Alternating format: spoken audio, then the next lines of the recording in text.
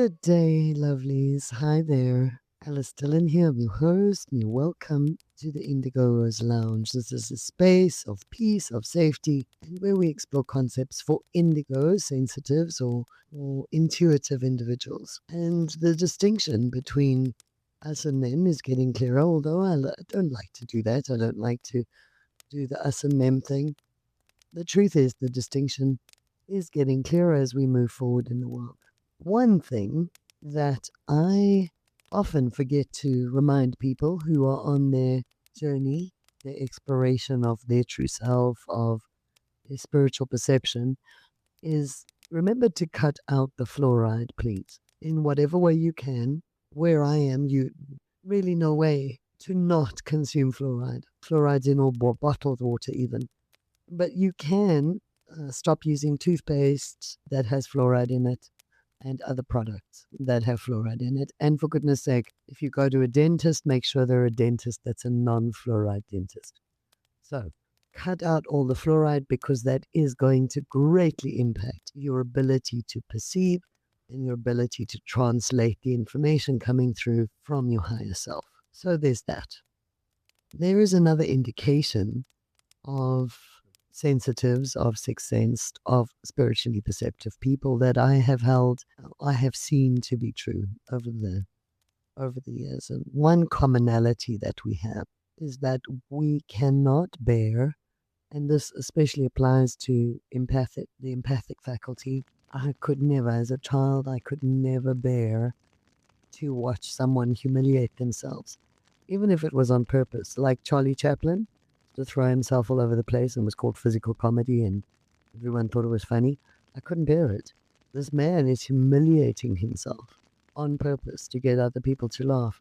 I could not participate in that with him and other people, other comedians who humiliate themselves in order to amuse people. Well, it never amused me. But we find it a lot with, say, teenagers and especially and young children, is they're mean to each other. They're really unkind. And I see it clearly that those children who actively participate in humiliating other children and then laugh at them, they are truly not spiritually perceptive or empathic kids. Perhaps they've been on fluoride too long, who knows.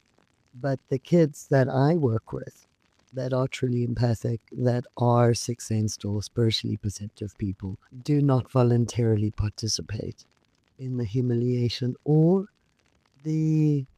pain to others in any way. They don't line themselves up to participate in hurting other people. They sure can get swept up in a moment, but they generally tend, if they end up in that situation, they'll shrink into the background and try and make themselves as small as possible and get away from it as soon as they can. And I found this applies to adults as well. So often we can tell how empathic or how spiritually perceptive a person is by what they watch. If they enjoy TikTok videos of people humiliating themselves, yeah, likely not a spiritually perceptive person. Just saying. If you cannot bear to watch the humiliation of others or animals, watch people harm animals. I can't even watch animals hurt each other. I know it happens, people. Nature is what it is. Lions are going to eat impalas. I can't bear to watch it. I can't see it. I cannot energetically participate. I can't be a factor, even as an observer, in pain to others. And so we know as spiritually perceptive people, we sometimes feel disabled by that incapacity. Like, I can't even participate here in, and that's not saying that if my dog does something despicable, I can't give him a smack. I can do that. I can discipline my dog if needed because of the larger picture, because I don't want him to do this again, because I want to maintain harmony. Doesn't mean I can't participate in discipline, but it does mean that I can't watch these crazy things where these kids humiliate themselves or harm themselves. I can't do it. And so I have found over the years that with clients of mine, And you can imagine, I'm an intuitive counselor. People come to me and they declare they are empathic, they are spiritually perceptive, they are indigo adults, and they are challenged by this because of this and that reason. And if someone is being disingenuous about that, it's not a hard thing to see through. So people who are just presenting themselves as this in order to feel important, they have a different issue. It's not necessary. They're not necessarily indigo. They still may absolutely need counseling. So I'm never in judgment of anyone for that. But to see the behavior of indigos and empathic and spiritually perceptive people and compare it to 5 sense people just having a difficult time with their self-esteem or with whatever challenges they're going through, that's pretty clear. You can define that quite easily.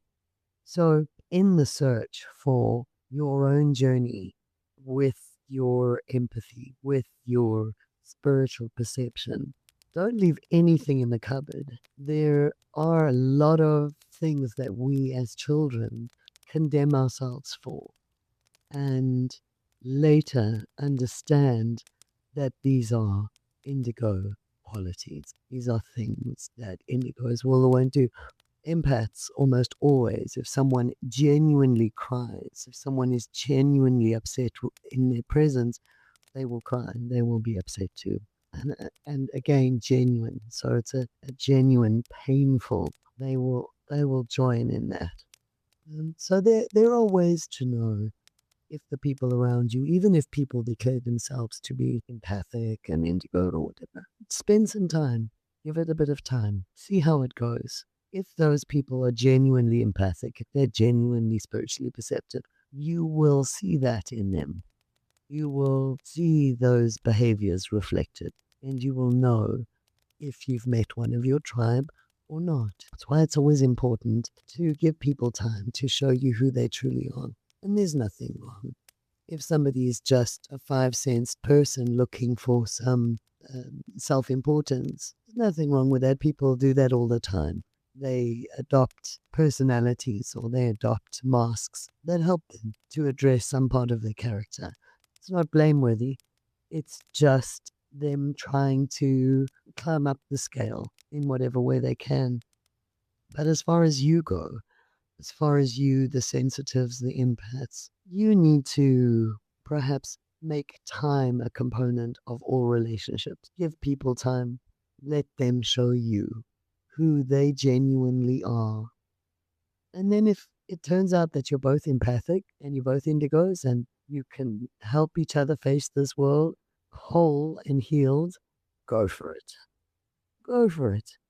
And everyone that we meet can be potentially spiritually perceptive. I think, unless somebody's too far gone, I think just about anyone that you grabbed off the street, you stop them consuming really bad food and bad chemicals, and also stopped exposing them to fluoride every day and put them on some meditation routine.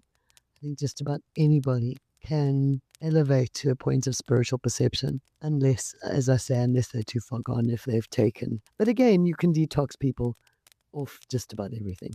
So everyone has the potential to be spiritually perceptive. And remember, our spirit recognizes potential before it sees anything else. So you meet someone and you might see in them, oh, a spiritually perceptive, kind, beautiful soul. And then in time, who they show themselves to be as a very 5-sensed, ego-driven human being. And you feel devastated. You're disappointed. I thought this was a kindred spirit. Give it time. Give them time. Who knows? They may turn a corner tomorrow, join a meditation group, detox themselves. They may be a beautifully spiritually perceptive person. You've always got to give people time. All right, lovelies. Take care of your sweet selves. In love, always.